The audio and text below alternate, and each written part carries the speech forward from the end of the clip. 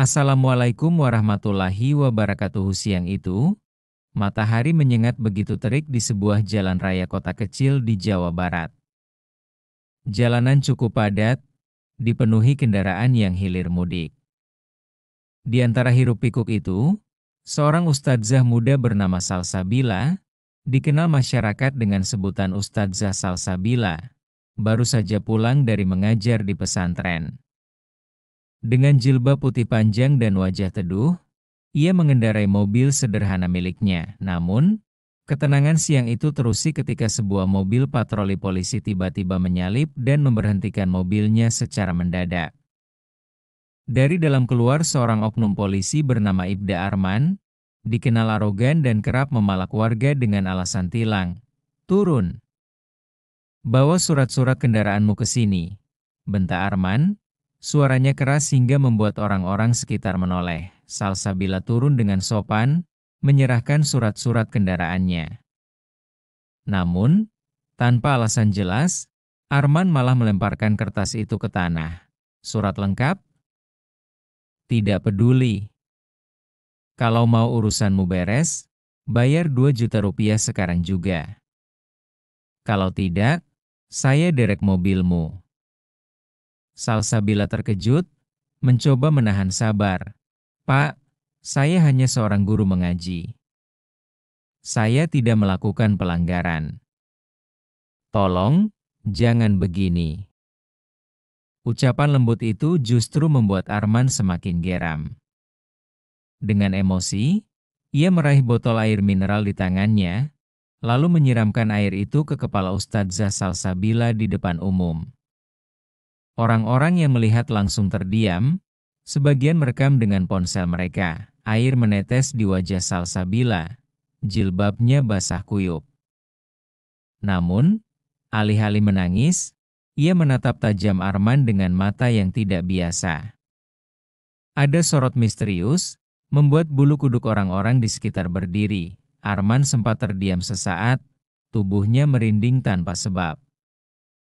Tapi dengan cepat ia berteriak lagi, "Apa lihat-lihat?" Yang tak diketahui banyak orang adalah, Ustadzah Salsabila memiliki sebuah ilmu kuno yang diwariskan keluarganya. Rawa rontek. Ilmu itu membuat tubuhnya tidak bisa dilukai atau dipermalukan begitu saja.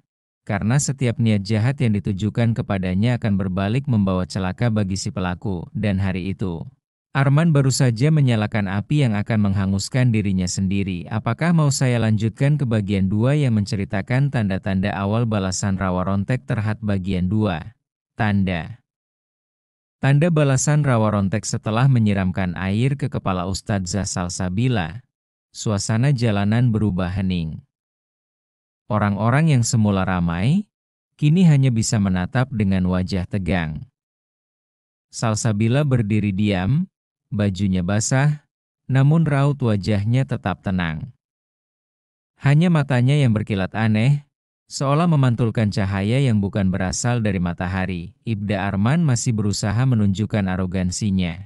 "Heh, jangan pasang muka sok suci di depan saya.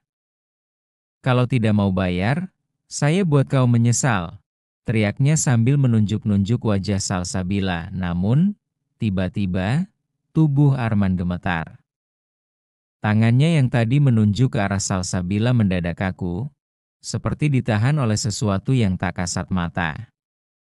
Ia berusaha menggerakkan jari-jarinya, tapi semakin keras ia mencoba, semakin sakit urat-uratnya terasa. Beberapa warga mulai berbisik, lihat tangannya Pak Polisi itu. Kenapa kaku begitu? Kayak orang kena kera mendadak." Arman mulai panik, tapi gengsinya terlalu tinggi untuk memperlihatkan rasa takut. Ia tertawa kecil, memaksakan diri, "Hahaha, hanya kram biasa. Jangan banyak omong kalian." Tiba-tiba, dari arah dadanya terdengar duk-duk-duk, detak jantung yang tak wajar, semakin cepat, seperti habis berlari jauh. Napasnya tersengal, wajahnya memerah, lalu berkeringat deras meski siang itu angin cukup berhembus. Salsabila menunduk pelan, bibirnya bergerak membaca doa lirih.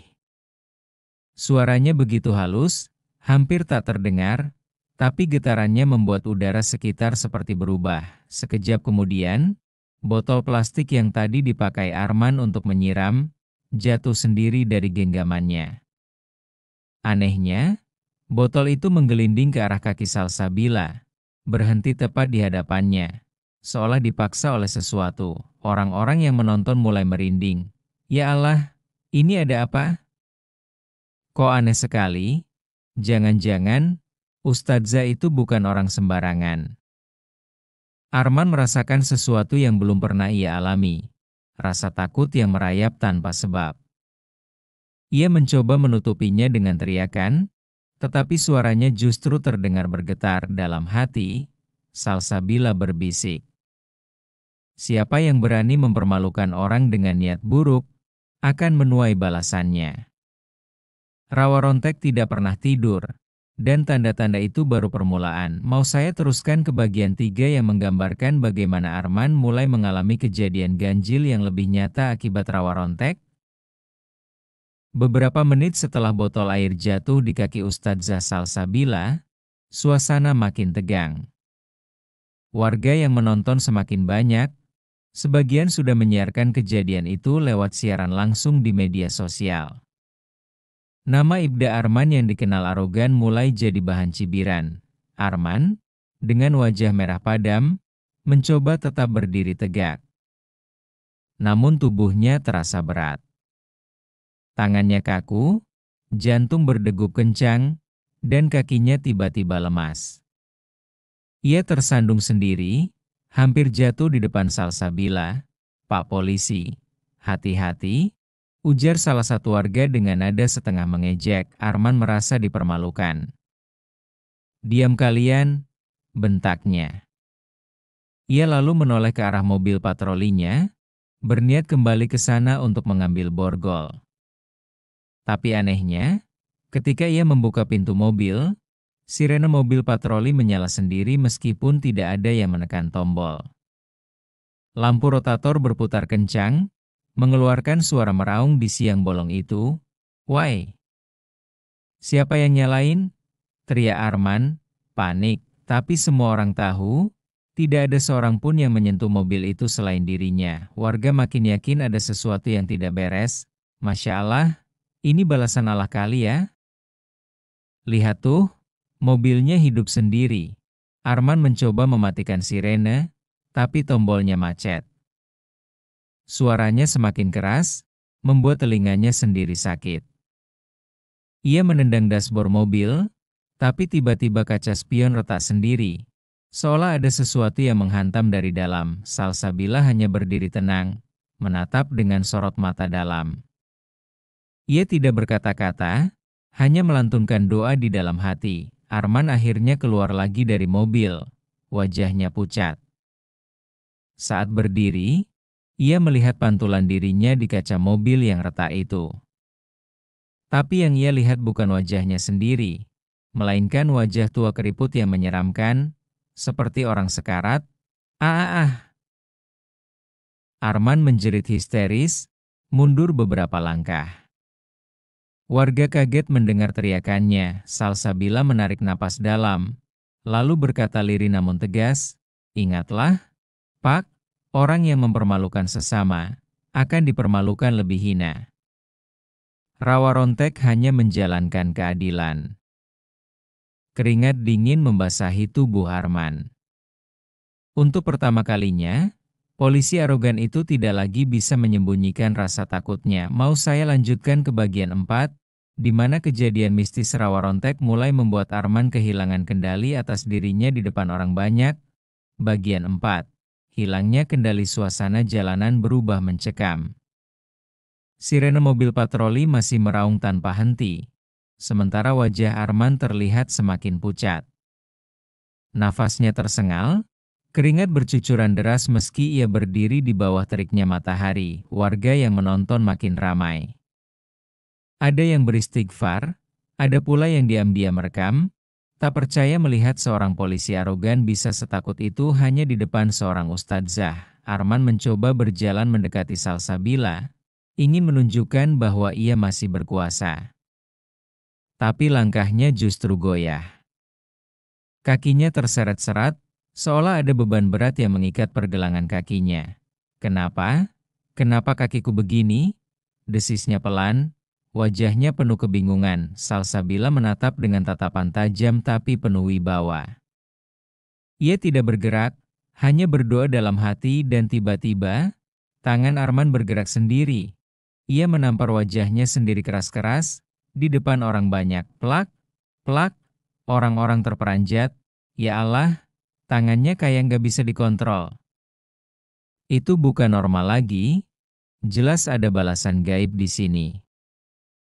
Arman berusaha menahan tangannya, tapi semakin ia menahan, semakin kuat pula tangannya memukul dirinya. Wajahnya memerah, bibirnya pecah, matanya berair.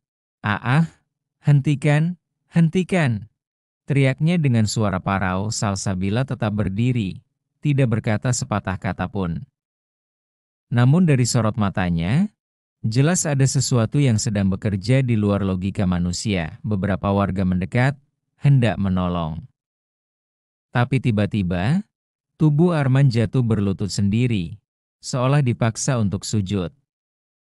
Ia mencoba melawan, tapi tubuhnya tetap tertunduk di depan Ustadzah Salsabila. Warga ternganga, sebagian langsung berseru, "Subhanallah, Allahu Akbar." Inilah kehendak Allah yang nyata. Di hadapan semua orang, polisi arogan itu kini kehilangan kendali atas dirinya sendiri. Arogansinya yang tadi menggebu-gebu telah runtuh seketika, digantikan rasa malu dan ketakutan, dan rawa rontek baru saja menunjukkan taringnya. Mau saya teruskan ke bagian 5, di mana Arman mulai mengalami halusinasi mengerikan akibat rawa rontek, seolah-olah dikejar bayangan dari masa lalunya?